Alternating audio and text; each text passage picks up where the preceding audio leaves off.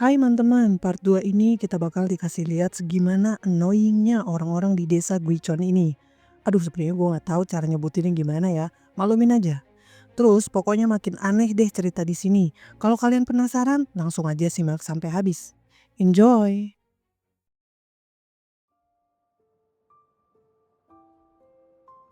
Setelah semua warga pergi, tiba-tiba gadis di awal cerita datang lalu manggil pemuda itu. Hei, kenapa kepala desa tadi ada di sini? Pemuda itu malah bertanya, apa kau melaporkan sesuatu ke kepala desa? Gadis itu menjawab tidak. Lalu dia mengulang pertanyaannya, kenapa kepala desa tadi ada di sini? Pemuda itu berkata, orang itu tadi bilang kalau aku ini cucu nenekku. Gadis itu seperti kaget dan menjawab, benarkah? Maka kau akan menyesalinya. Lalu dia pergi dengan raut yang kelihatan agak kesal. Tetapi tiba-tiba dia berhenti sendiri dan memanggil lagi pemuda itu. Hei, kau tidak punya bantal kan? Pemuda itu disuruh menunggu gadis itu. Setelah beberapa saat, gadis itu kembali dengan membawa sebuah bantal. Dia berkata ini bantal dan selimut. Dia pikir pemuda itu pasti tidak mempunyainya, karena dia hanya membawa ransel. Pemuda itu keheranan, kenapa gadis itu melakukan ini semua? Karena ini terasa aneh. Dia berbuat baik setelah mencela pemuda itu tadi. Lalu gadis itu minta maaf karena dia curiga kalau pemuda itu bukan cucu dari nenek Jongja.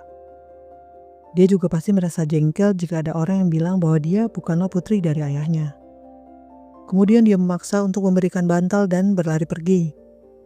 Pemuda itu kebingungan di dalam rumah sambil menatap bantal yang diberikan oleh gadis itu. Dia merasa kebaikan itu sia-sia. Karena pemuda itu ternyata telah membongkar bantal yang diberikan oleh gadis tadi. Dan dia menemukan hal aneh di dalam bantal itu. Sebuah kertas kuning yang dipenuhi tulisan-tulisan, seperti jimat.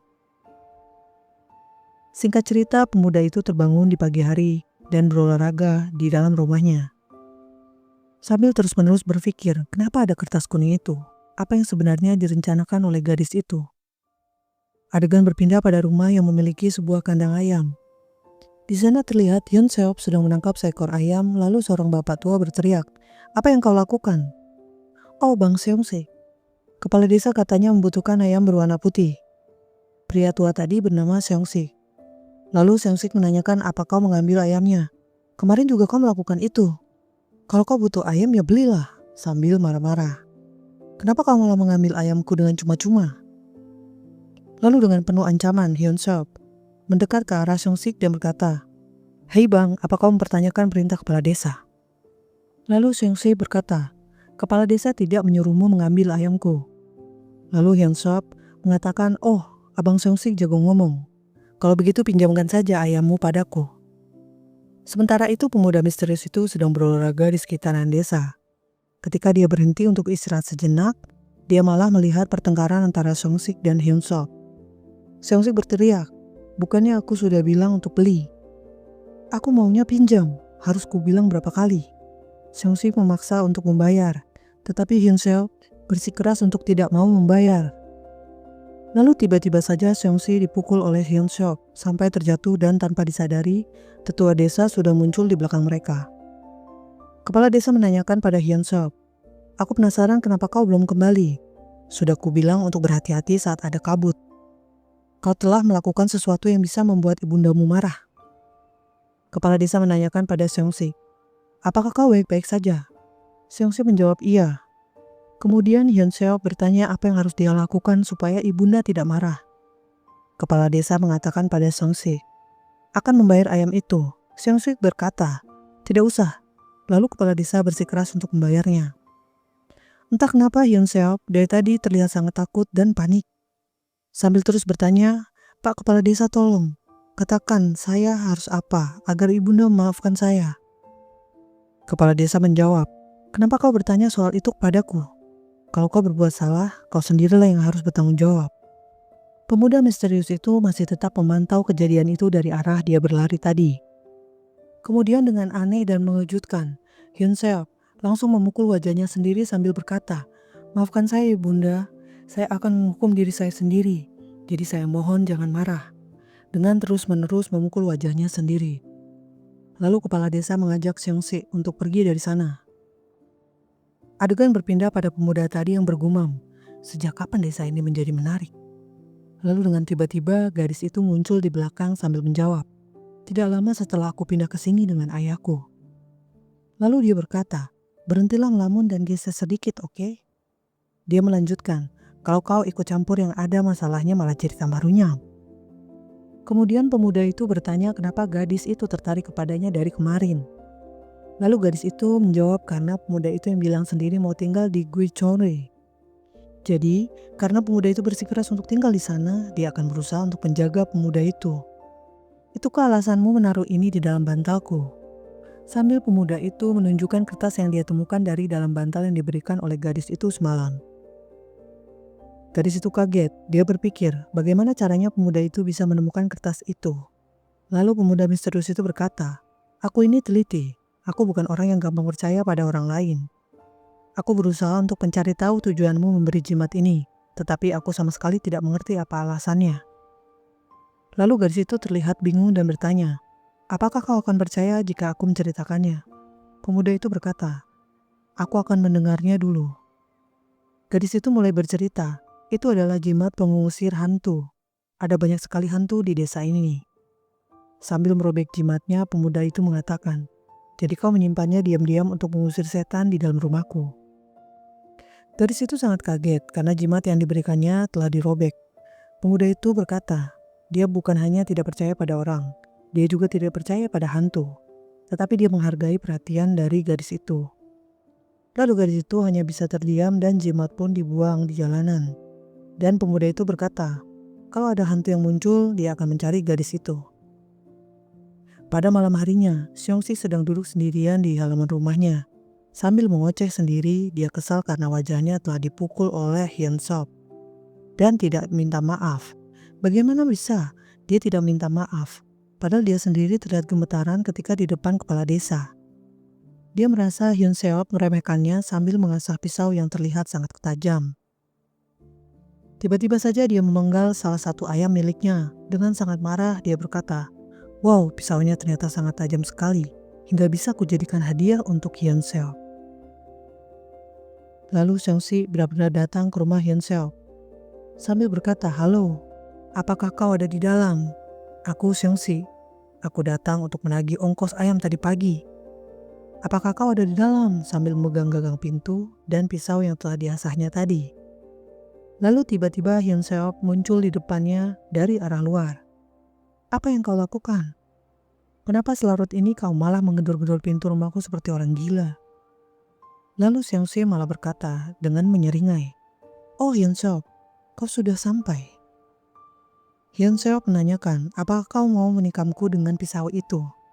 Apakah kau tidak takut dengan ibunda? Kendalikan dirimu dan pulanglah." Lalu Xiongxi mengatakan, "Ibunda dan kepala desa memang menakutkan, tetapi aku tidak menakutkan ya." Dia menyindir Hyun Seop yang terlihat meremehkannya sejak tadi pagi. Lalu dengan tiba-tiba Xiongxi berlari ke arahnya dengan marah dan mengatakan, "Jangan meremehkanku." Lalu Hyun Seop menangkap tangan Xiongxi sambil bertanya, "Apa kau benar-benar berniat untuk menikamku? Orang kurang ajar sepertimu harus diberi pelajaran." Lalu tiba-tiba Hyun Seop menjatuhkan Xiongxi sampai pisaunya pun terlempar dari tangannya. Dan lagi-lagi Hyun Seop malah memukul Xiongxi di bagian wajahnya. Dia terus memukulnya dengan sangat kesal. Keesokan paginya pemuda misterius itu keluar dari rumahnya. Dan di depan rumahnya sudah ada gadis tadi. Pemuda itu bertanya, "Kenapa kau menungguku?" Gadis itu menjawab, "Ada pertemuan warga. Jadi pertemuan ini diadakan karena kau datang ke desa ini. Mereka semua sudah menunggu." Lalu gadis itu menarik pemuda itu ke sebuah tempat. Sebelum masuk ke tempatnya, gadis itu mengatakan, kalau memungkinkan iakan saja permintaan mereka. Lalu mereka berdua masuk ke dalam rumah itu. Dan di sana sudah ada banyak warga desa yang telah berkumpul. Pemuda misterius itu mengatakan, kenapa mereka memanggilnya? Rutinitasnya jadi terganggu karena mereka semua. Kepala desa bilang maaf karena telah mengganggu. Dan di situ para warga menatapnya dengan sangat aneh. Tiba-tiba saja kepala desa menanyakan peran apa yang akan dilakukan pemuda itu selama tinggal di desa. Pemuda itu kebingungan, "Peran? Apa maksud perkataanmu?" Kepala desa mengatakan, Karena kau masih muda, bagaimana jika kau membantu Suko dan Hyunsop untuk mencegah kejahatan di desa ini? Pemuda itu dengan lugas mengatakan, aku tidak mau. Lalu para warga menatapnya dengan kesal. Pemuda itu dengan santainya malah berjalan pergi sambil mengatakan bahwa dia datang ke pedesaan itu untuk bersantai. Lalu warga menjadi ribut dan bertanya-tanya, apakah kepala desanya akan diam saja? Mereka merasa pemuda itu ingin tinggal di desa tetapi tidak mau berkontribusi. Maka mereka tidak akan mengizinkan pemuda itu untuk tinggal di sana. Lalu kepala desa menyuruh mereka semua tenang. Dan dia berkata, sifatnya yang pemberani akan berguna bagi ibunda. Lalu dia bertanya, dia tidak melihat Seong-sik, kenapa dia tidak datang bergabung di sini? Dia menanyakan kepada Hyun-seop, apakah kau tahu di mana Seong-sik? Hyun-seop menjawab, kemarin mereka sempat cekcok dan kepala desa malah mengatakan, bagus, karena berkatmu Seong-sik selamat. Lalu kepala desa menyuruh mereka semua untuk pulang karena dia akan berdoa kepada ibunda. Penasaran banget ya guys, sebenarnya siapa sih ibunda-ibunda di sini nih? Oke, di lain tempat gadis itu mengejar-ngejar pemuda misterius tadi, menyuruhnya berhenti. Dengan ngos-ngosan gadis itu berkata, beritahu siapa nama pemuda itu jadi dia tidak perlu memanggilnya dengan panggilan Hei. Pemuda misterius itu bernama Heo Mamyong. Lalu dengan marah-marah gadis itu menanyakan, Mamyong, kenapa kau melakukan itu? Kubilang untuk iakan saja permintaan mereka. Lalu Mamyong menjawab, aku datang ke sini untuk hidup, bukan untuk membantu warga desa. Untuk bisa hidup ataupun untuk bisa beristirahat dengan baik, itu tujuanku. Lalu gadis itu mengatakan lagi, kau sebaiknya jangan melawan perkataan tetua desa. Kau dengar tidak? Aku tidak tahu nasib buruk macam apa yang akan bisa menimpamu. Lalu Mamyong malah menjawab, benarkah? Kalau begitu itu menarik. Lalu kita dibawa ke adegan di mana tetua desa yang sedang menyembah di depan patung dan meletakkan satu ekor ayam di depannya sambil dia berkomat kamit, membaca doa atau mantra, kita nggak tahu. Dan langsung, tiba-tiba saja terlihat ayam itu hancur lebur. Dengan anehnya dia membasuh semua cairan merah ke wajahnya sambil tersenyum dan mengatakan, terima kasih atas pertolonganmu ibunda. Tiba-tiba saja seperti flashback, kita melihat momen di mana Mamyong masih kecil dan berada di dalam mobil bersama ayah dan ibunya. Mamyong kecil berkata, aku mau jadi polisi seperti ayah. Kemudian ayahnya menjawab, pekerjaan ayah itu berbahaya dan keras, makanya ayah tidak mau Mamyong jadi seorang polisi. Lalu Mamyong berkata, tidak apa-apa, aku ingin melindungi ayah dan ibu dari semua orang yang menyusahkan ayah dan ibu. Ibunya tersenyum dan mengatakan, Mamyong sudah bisa diandalkan ya. Ayahnya menjawab, kalau kau mau menghukum, sebaiknya jangan jadi polisi. Jadilah jaksa kalau kau mau menghukum orang lain. Lalu Mamyong kecil mengatakan dengan semangat, kalau begitu aku mau jadi jaksa. Lalu dengan tiba-tiba ada mobil yang sangat kencang datang dari arah lain dan menabrak mobil mereka. Di keadaan mereka yang sedang lemas dan tidak berdaya karena kecelakaan itu, Mamyong melihat sekelompok orang mendatangi ayah dan ibunya. Ada yang mengatakan, dia orangnya, bagaimana dengan istri dan anaknya? Lalu mereka berkata, menghabisi anak kecil akan membawa kesialan, jadi kau urus saja istrinya. Lalu Mamyong kecil yang masih sedikit tersadar sambil menangis mengatakan, tolong jangan lakukan itu. Lalu di depan matanya ibunya dihabisi. Dan tiba-tiba Mamyong bangun dari mimpi buruknya itu. Ini bisa aja mimpi atau kejadian traumatis ya guys. Tapi ya udahlah pura-pura belum tahu. Adegan berpindah ke rumah Seong-sik sambil istrinya membawa panci penuh sup ayam. Dia bertanya kenapa pagi-pagi menyuruh membuat sup ayam. Dan dia kaget karena melihat Seong-sik pagi-pagi sudah meminum minuman yang memabukkan. Lalu istrinya bertanya, kenapa kau menemui Hyun-sop sambil membawa pisau? Kalau bukan karena Hyun-sop, kau sudah mati. Lalu Seong-sik mengatakan untuk berhenti mengoceh. Istrinya melanjutkan, seharusnya ini kuberikan saja pada Hyun-sop. Lalu tiba-tiba saja Seong-sik menjadi sangat marah sambil melempar meja. Lalu istrinya berteriak sambil mengatakan, Hyun-sop menyelamatkanmu sebelum kau dihukum oleh ibunda. Dengan sangat marah Seong-sik menjawab, Ibunda, ibunda, kau pikir aku akan diam saja setelah dihajar seperti ini? Aku juga kesal karena dia mengambil ayam kita. Dan kepala desa yang pura-pura tidak tahu juga itu membuatku kesal. Dasar desa sialan. Di situ istri Seong-sik terlihat mengangkat tangannya dan berkata, "Ibunda, maafkan saya." Lalu di tempat lain, Seong-sik masih terus minum minuman yang memabukkan sambil dia mengoceh, "Kepala desa, Hyun-seop, dan ibunda, akan kuhabisi mereka semua." Tiba-tiba gadis itu datang sambil menyapa, "Paman Seong-sik, sedang apa di sini?" Dia melirik dalam keadaan mabuk. Sambil menyapa gadis itu ternyata bernama Ga-eun. Seong-sik menanyakan apa yang dia bawa. Ga-eun menjawab, "Bibi memberiku buah persik yang sudah matang. Bagaimana kalau aku kupaskan buah ini sebagai camilan?" Seong-sik bertanya, "Ga-eun, bukankah rumahmu tidak lewat sini?" Ga-eun menjawab, "Paman tahu orang yang baru saja pindah? Namanya Mamyong. Karena dia tinggal sendirian, jadi aku mau memberikan beberapa buah persik ini." Lalu tiba-tiba saja Seong-sik berkata, "Dasar anak nakal." Ga-eun kebingungan dan ketakutan sambil berkata, "Paman sepertinya mabuk." Seong-sik mulai marah-marah lagi dan bertanya, "Apa kau tidak lihat wajahku babak belur seperti ini? Lalu kau mau memberikan buah persik pada orang pindahan yang bahkan belum tinggal seminggu di sini. Kenapa orang-orang di desa ini sering membuatku marah? Katakan padaku, kenapa kau membuatku begitu marah?" Lalu Ga-eun dengan ketakutan mengatakan, "Kumohon tenanglah paman." Dia langsung berpamitan berniat untuk melarikan diri. Tetapi saat ingin mengambil tempat buah persik yang dia bawa, Seong-sik malah menghempaskan pisaunya ke arah tangan Ga-eun. Lalu tangan Ga-eun pun terluka. Ga-eun pun terkaget-kaget. "Paman kenapa?" Seong-sik terus saja meracau dengan mengatakan, "Apa anak nakal ini meremehkanku juga?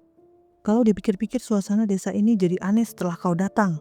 Kau penyebabnya, ini semua salahmu." Sambil berteriak, "Jika kau tidak ada di dunia ini, semuanya akan baik-baik saja." Lalu Ga-eun menyadari bahwa itu sangat berbahaya. Dia merasa dia akan dihabisi. Kemudian Seong-sik mulai mengejar. Ga-eun berlari sekencang-kencangnya untuk menghindari Seong-sik. Sambil mengejar, Seong-sik mengatakan, "Ketiadaanmu akan membawa pengampunan." Mereka terus berlari. Ga-eun sangat ketakutan. Sambil menangis, dia menggedor-gedor gerbang rumah Mamyong. Sayangnya Mamyong tidak juga keluar. Lalu Seong-sik mengatakan, "Beristirahatlah dengan tenang." Sambil dia mulai menyerang, di situ akhirnya Ga-eun hanya bisa pasrah dan menangis.